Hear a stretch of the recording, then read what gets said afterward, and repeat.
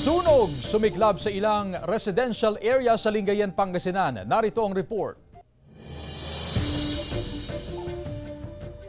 Tinupok ng apoy ang 11 bahay sa Barangay Poblasyon, Lingayen, Pangasinan. Ayon sa otoridad, magkakadikit ang mga bahay na gawa sa light materials. Under investigation pa siya, ma'am. Inaalam pa namin kasi marami pang version ng mga andoon po na residente. Tinatayang aabot sa 375,000 pesos ang danyo sa sunog. Siyam na mag-anak ang apektado. Walang naitalang nasaktan o nasawi sa insidente. Wala raw na isalbang gamit ang mga residente kaya nananawagan sila ng tulong. Wala pa rin po kaming financial na panggamit po para po sa pag-ayos ng bahay namin. So hintayin na lang po muna namin na ma-process yung mga pwede po naming maklaim na donation po ng mga tao or ng government po. Nagpaabot na ng tulong ang lokal na pamahalaan at meron na ring inilaan na temporary shelter sa mga apektadong residente. Patuloy ang investigasyon ng BFP upang matukoy ang sanhi ng sunog. Joan Punsoy, One North, Central Luzon.